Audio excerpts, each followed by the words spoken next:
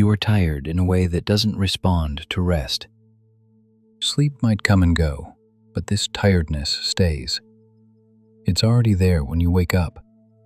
It doesn't announce itself.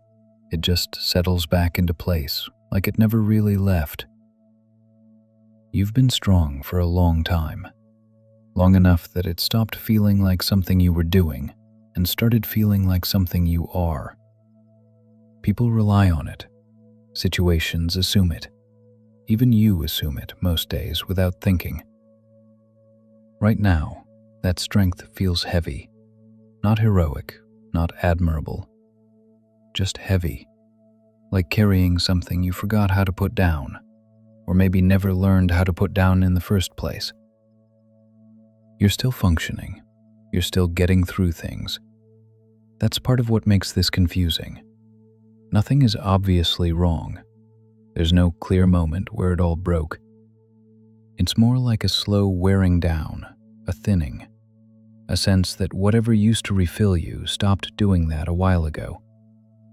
You might notice how much effort it takes just to stay steady, how much attention goes into keeping your voice even, your reactions appropriate, your presence acceptable. It's not that you're pretending. It's that the space to be anything else feels unsafe or unavailable. There's a quiet pressure in being the one who can handle it, the one who doesn't fall apart, the one who adapts. That pressure doesn't shout, it just stays. It follows you through conversations. It sits with you when you're alone. It shows up in the pauses where you realize you don't actually want to explain how you're doing. You might not feel sad exactly, or angry, or hopeless. You might just feel done in a very specific way, tired of bracing, tired of holding yourself together so well that no one thinks to ask what it costs you.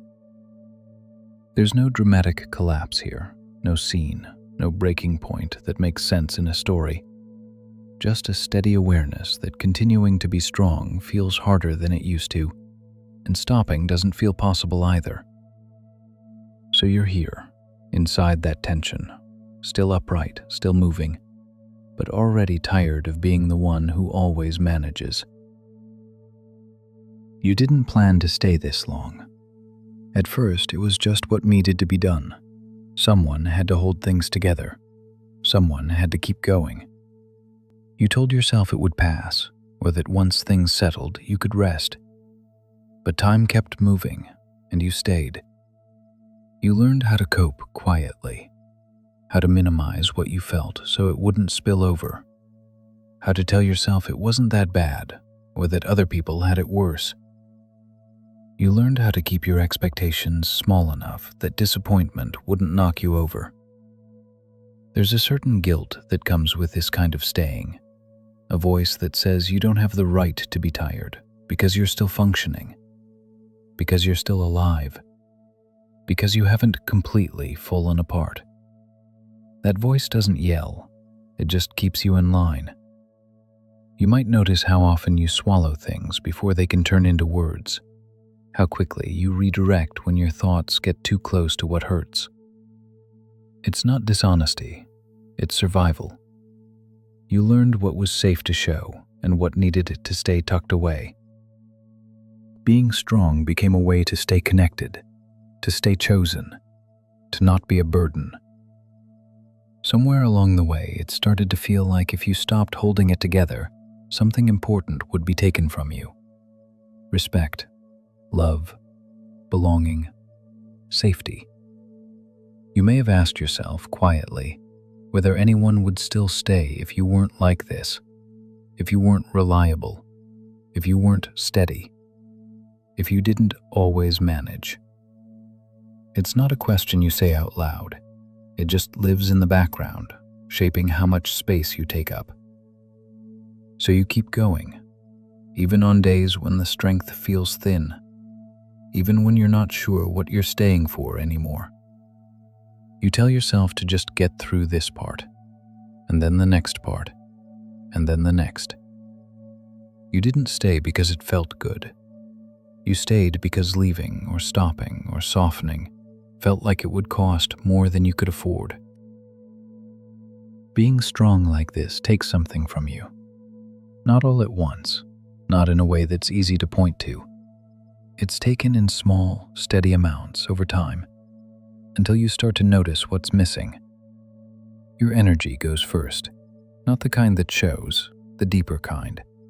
The part that used to make things feel a little lighter, or at least more possible. Now, even simple things can feel like they ask for more than you have. There's also a cost to trusting yourself. When you spend so long overriding what you feel, you start to lose track of it. You don't always know what you want anymore, or what you need, or when something has crossed a line. You're good at enduring. You're less sure about listening. You may notice how quiet you've become inside. Not empty, just muted. Your reactions come slower. Your excitement doesn't rise as easily. Even your sadness can feel distant, like it's happening behind glass. It's not numbness exactly. It's more like everything has been turned down to survive. Your voice pays a price too, not just speaking out loud, but the voice that knows when something matters. The one that used to say yes or no with more confidence. Now it hesitates.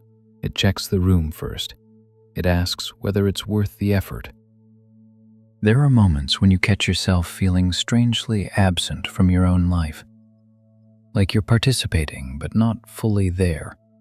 You do what's required. You respond. You move through the day. But presence takes energy, and that's been in short supply for a while. None of this happened because you failed. It happened because you adapted. You did what you needed to do to stay upright, to stay connected, to stay alive. The cost just wasn't obvious at the time. Now it shows up in the smallest ways, in how heavy decisions feel, in how long it takes to recover from ordinary days, in the quiet grief of realizing that being strong has slowly asked you to disappear in places you didn't mean to give up. This isn't a crisis moment. It's not the end of anything. It's just the honest accounting. What it's taken to keep going like this, what it's slowly worn down without ever asking permission. Something has started to change, but it's so subtle you might not trust it. There's no relief, no clarity, nothing that feels like hope in the usual sense. It's more like a quiet resistance to the way things have been. You may notice that the old story doesn't carry you the way it used to. The one about just pushing through, about being the dependable one, about handling it like you always have. It's not that you've rejected it. It just feels thinner now, less convincing. There are moments when the effort shows itself more clearly, when you feel the weight of holding everything together and think, even briefly, that this is a lot to ask of one person. The thought doesn't turn into a plan. It doesn't fix anything. It just appears, then passes. You might find yourself pausing in small ways, not dramatically. Maybe you take longer to answer. Maybe you let something sit instead of immediately managing it. Maybe you notice the urge to be strong and don't follow it quite as automatically as before. This isn't a breakthrough. It doesn't make things easier yet. If anything, it can feel uncomfortable. Being strong was familiar. It gave you a shape. Letting that grip loosen even a little can feel strange, like standing without something you've leaned on for years. You're not choosing weakness. You're not giving up. You're just noticing that the way you've been surviving is starting to ask more than you can keep giving without cost. Nothing needs to come from this shift. It doesn't have to lead anywhere. It's simply there. A quiet awareness, a small fatigue with carrying everything the same way every day. You're still here, still present, still doing what needs to be done. But something has stopped pushing quite as hard inside you. Something has stepped back, just enough to let you breathe without bracing for a moment. You're still tired. That hasn't magically changed. The weight didn't lift just because you noticed it. You're still inside a life that asks things of you, and you're still figuring out how to meet it without disappearing completely. But you're not scrambling in the same way. There's a steadiness here that isn't about strength. It's slower, less performative, more honest. You're not trying to convince yourself of anything right now. You're just letting things be what they are. You can feel how tender this place is. Not fragile, just exposed in a quiet way. Like you've stopped armoring one small part of yourself, even if everything else is still guarded. That tenderness doesn't demand action. It just asks to be acknowledged. You're still human here, still unsure, still carrying a lot. But you're not collapsing under it in this moment. You're sitting with it, letting it have weight without turning it into a verdict about who you are. Nothing has been solved. Nothing needs to be. This isn't a finish line. It's just a place where the noise has settled enough for you to feel the ground again, even if only faintly. You don't have to know what comes next. You don't have to feel better than this. You're allowed to be exactly here, without proving anything, without holding yourself together for anyone else. This is where things are clear again.